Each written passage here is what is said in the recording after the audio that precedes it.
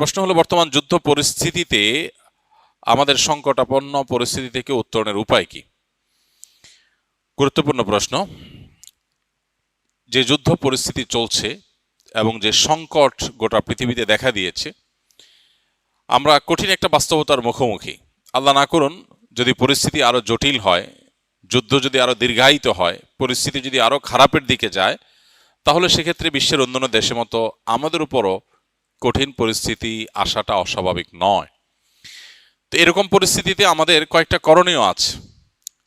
সবচেয়ে বড় করণীয় সেটি হলো আমাদেরকে সকল প্রকার অপচয় অপব্যয় বন্ধ করে আমাদেরকে মিত ব্যয়ী হতে হবে প্রত্যেকটা মানুষকে। এটা অবশ্য শুধু যুদ্ধ পরিস্থিতি বা সংকটাপন্ন পরিস্থিতিতেই না, বরং এটি সর্ব অবস্থায় এবং সারা বছর জুড়ে সারা জীবনভর পালনীয় বিষয়। আল্লাহ তাআলা কোরআনে কারীমে সূরা ফুরকানে আল্লাহর প্রিয় বান্দা, রহমানের বান্দা যারা, আল্লাহ যাদেরকে নিজের বান্দা হিসেবে পরিচয় দিয়েছেন, তাদের বৈশিষ্ট্য উল্লেখ করতে গিয়ে বলেছেন, ওয়াল্লাযীনা ইযা আনফাকু লাম ইউসরিফু ওয়া লাম ইয়াকতুরু ওয়া কানা বাইনা যালিকা কাওয়ামা। রহমানের প্রিয় বান্দা হলেন তারা যারা ব্যয় করার সময় অপচয় করে না, আবার কার্পণ্যও করে না, বরং মধ্যম পন্থা অবলম্বন করে। আল্লাহ বলেছেন, কুলু ওয়াশরাবু ওয়া লা তুসরিফু, খাও পান করো কিন্তু অপচয় করো না। জীবনে যদি কোথাও পানি অপচয় করেন, যতটুকু অপচয় করেছেন, জীবনে আপনার এমন সময় আসবে হয়তো যখন ওইটুকু পানির জন্য আপনি ক্রাইসিসে পড়বেন। এইটুকু পানি হলে আপনার কাজ হতো, কিন্তু নাই, কারণ এর আগে আপনি সেটা অপচয় করে নষ্ট করেছেন, আপনার বরাদ্দে ছিল এটা নষ্ট করেছেন। এই জন্য আমাদের সারা বছরের জন্য এই প্রতিজ্ঞা করা দরকার যে আমরা অপচয় অপব্যয় করব না। যদিও কঠিন পরিস্থিতিতে টিকে থাকার জন্য মিতব্যয়ী আমরা অনেকেই হই। যখন দেখি আর কোনো উপায় নাই, এবার আমরা খুব হিসাবি হয়ে যাই। যদিও হিসাবি হওয়াটা আমাদের সারা বছর হওয়া উচিত। বিদ্যুতের ব্যবহার, আমার টাকা আছে, বিদ্যুৎ বিল দিচ্ছি, কোনো ব্যাপার না, ফ্যান একটা জায়গায় দুইটা চললো, লাইট দুটো জায়গায় চারটা চললো, এটা আজকাল ঘরে ঘরে আমরা করছি। আর এই আধুনিক, তথাকথিত আধুনিক এবং এই আপনার বর্তমান পৃথিবীতে আমাদের ঘর বাড়িতে যে পরিমাণ পানি আমরা অপচয় করি কল্পনাও করা যায় না। অজু করতে যে পরিমাণ পানি টেপে আমরা ব্যবহার করি, এটা যদি ধরে রাখা হয় একটা বালতিতে, দেখা যাবে প্রায় 1 বালতি পানি চলে যাচ্ছে একজন মানুষ অজু করতে। অথচ নবী সাল্লাল্লাহু আলাইহি ওয়াসাল্লামের অজুতে 1 মুদ পরিমাণ পানি লাগতো। একটা বড় গ্লাস হবে, একটা বড় গ্লাসের পরিমাণ 1 গ্লাস পানি দিয়ে তার অজু কমপ্লিট হয়ে যেত। তিনি গোসল করতে পেতেন এরকম আরেকটু বেশি পানি দিয়ে, খুব বেশি পানি তার দরকার হতো না গোসলের জন্য। এমনকি তিনি এও বলেছেন যে কেউ যদি সমুদ্রে থাকে, নদীতে থাকে, সেখানেও যদি তার অজু করার দরকার হয়, যে এখানে তো পানির অভাব নাই, সেখানেও যেন সে প্রয়োজন ছাড়া অতিরিক্ত পানি ব্যবহার না করে, কারণ আল্লাহর কাছে এর জন্য জবাবদিহিতা আছে। এখন বস্তুবাদ, ভোগবাদ, পুঁজিবাদ আমাদেরকে শিখিয়েছে যে আমার সম্পদ, আমার মালিকানা, আমি যা খুশি তা করব। এর ফলশ্রুতিতে যে ক্রাইসিস তৈরি হচ্ছে, আপনি দেখেন পৃথিবীর একদিকে মানুষ খেয়ে নষ্ট করে, অপচয় করে খানা নষ্ট করছে, আবার অপরদিকে বহু মানুষ না খেয়ে আছে, প্রপার ডিস্ট্রিবিউশন নাই, এবং এই যে দায়িত্ববোধ, এই জায়গাতে বড় ধরনের অভাব আছে, এবং চিন্তা নৈতিক একটা আদর্শিক একটা ত্রুটি আমরা গোটা বিশ্বব্যাপী দেখতে পাচ্ছি। এই পরিস্থিতিতে, বিশেষ করে সংকটাপন্ন পরিস্থিতিতে, আমাদের মিত ব্যয়ী হওয়ার কোনো বিকল্প নাই। জ্বালানি বলুন, বিদ্যুৎ বলুন, ব্যবহার্য জিনিসপত্র বলুন, খাদ্যদ্রব্য বলুন, সব ক্ষেত্রে এই জিনিসটা আমাদের করতে হবে। নাম্বার 2, খাদ্য এবং নিত্য পণ্য, অতি প্রয়োজনীয় জিনিসপত্র যেগুলো আমাদের প্রতিদিনের দরকার হয়, এগুলো গুদামজাত করার যে একটা কালচার আমাদের দেশে একটু সংকটাপন্ন পরিস্থিতি হলেই শুরু হয়, এই জায়গা থেকে আমাদেরকে দূরে থাকতে হবে, বিরত থাকতে হবে। ব্যবসায়ীরা অধিক মুনাফার জন্য জিনিস সরায় রেখে ক্রাইসিস তৈরি করে এরপরে অনেক বেশি দামে, চড়া দামে তারা বিক্রি করার এই অভিপ্রায়ে তারা এই অপকর্ম করেন। আবার যারা আমরা ভোক্তা আছি, আমার প্রয়োজনের চাইতে অনেক বিপুল পরিমাণ টাকা আছে দেখে গোটা দোকান কিনে আমি বাসায় এনে রেখে ফেললাম, আমি আমার ফ্যামিলি বাঁচলে হলেও গোটা পৃথিবী ধ্বংস হয়ে যায়, যাক। এটা হলো স্পষ্টত ভুল এবং অন্যায়। নবী সাল্লাল্লাহু আলাইহি ওয়াসাল্লাম বলেছেন, লা ইয়াহতাকিরু ইল্লা খাতি, অর্থাৎ যে ব্যক্তি এরকম গুদামজাত করে, এরকম খাদ্যজাত মজুদদারি করে, এই মজুদদারি এটা অপরাধী ছাড়া কেউ করতে পারে না, যে করে সে গুনাহগার। এজন্য এরকম মজুদদারি থেকে আমাদেরকে বিরত থাকতে হবে এবং আল্লাহর উপরে ভরসা করা শিখতে হবে।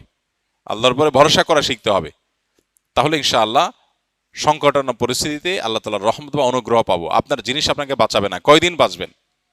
অনেকে পেট্রোল এখন নিয়ে একত্র করছেন, জমা করছেন। আপনি পেট্রোল জমায় জমায় কতদিন জমাবেন? এরপর আর এই পেট্রোল যে আপনার নিজের বিপদের কারণ হবে না তার কোনো গ্যারান্টি আছে? আপনি একদিকে জমাচ্ছেন, অপরদিকে অনেকের অনেক আর্জেন্ট কাজ আছে, সে পেট্রোল পাচ্ছে না। তো এগুলো হলো আল্লাহর প্রতি আমাদের যে ভরসার জায়গাটা সেটা দুর্বল হয়ে যাওয়ার দলিল, এবং মুমিন হিসাবে আমাদের যে করণীয় সেটা আমরা ভুলে যাওয়ার প্রমাণ। অতএব একজন ইমানদার তার আচরণ এটা হতে পারে না। তৃতীয়ত, ভয় বা আতঙ্কগ্রস্ত না হয়ে আমাদের উচিত আল্লাহর উপর ভরসা করা। সকল অবস্থাতেই আল্লাহর উপর ভরসা থাকতে হবে। রিজিকের মালিক আল্লাহ রাব্বুল আলামিন, অতএব পূর্ণ আস্থা থাকতে হবে। মা মিন দাব্বাতিন ফিল আরদি ইল্লা আলাল্লাহি রিজকুহা, এই পৃথিবীতে এমন কোনো প্রাণী নাই যে প্রাণীর রিজিকের দায়িত্ব আল্লাহর উপর নাই। আল্লাহ যতটুকু বরাদ্দ রেখেছেন ততটুকু আসবেই, আর যে ভোগান্তি আল্লাহ লিখে রেখেছেন সে ভোগান্তি আমি মজুদদারি করেও ঠেকাতে পারবো না। অতএব আতঙ্কিত নয়, বরং হতে হবে আল্লাহর উপরে ভরসা করার মানসিকতা। আল্লাহ বলেছেন ওমাইয়া তাওয়াক্কাল আল্লাহ ফাহুয়া হাসবু, যে ব্যক্তি আল্লাহর উপর ভরসা করে আল্লাহ তার জন্য কি হয়ে যান? যথেষ্ট হয়ে যান। ইমানদারের জন্য আল্লাহর উপর ভরসা এটা অনেক বড় একটা পাওয়ারফুল জিনিস, যে আল্লাহর উপর ভরসা করবে। অতএব আতঙ্কিত হওয়া যাবে না। আমাদের এই যে মজুদদারি, যত রকমের অসৎ উপায়, এগুলো মূলত আতঙ্কিত হওয়া থেকেই হয়। আতঙ্ক না হয়ে আল্লাহর উপর ভরসা করতে হবে। নাম্বার 4, দেশের প্রতিটা খালি জায়গা যেখানে চাষযোগ্য বা চাষ করা যায় সেখানে চাষাবাদ করা দরকার। আমরা আমাদের শৈশবে ছেলেবেলায় ছোট সময় দেখেছি আমাদের মা চাচিরা গ্রামের বাড়ির উঠোনে তারা লাল শাক বুনতেন, তারা লাউ লাগাতেন, গাছ লাগাতেন, শিম গাছ লাগাতেন, বিভিন্ন রকমের ফসল চাষ করতেন।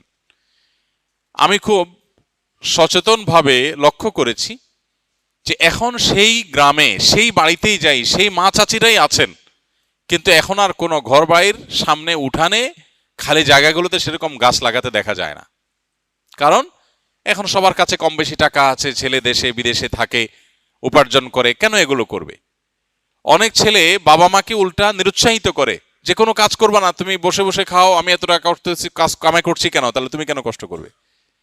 তো এটা হলো আমাদের অনেক বড় একটা ভুল। আল্লাহ না করুন যুদ্ধ পরিস্থিতিতে যদি সংকটাপন্ন পরিস্থিতি তৈরি হয়, দুর্ভিক্ষের মতো পরিস্থিতি তৈরি হয়, আল্লাহ না করুন যদি আরো প্রলম্বিত হয়, এই যুদ্ধ না হোক পরবর্তীতে কখনো হয়, তাহলে আমাদের টিকে থাকার জন্য আর কিছু না থাকলে হোক খাদ্যটা দরকার।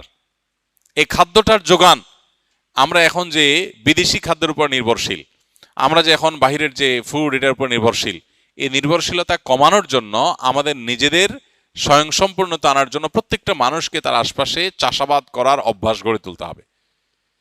গ্রামে গঞ্জে এখন আর বাড়ির উঠোনে ঘরের আশেপাশে গাছ টাছ লাগাতে দেখা যায় না।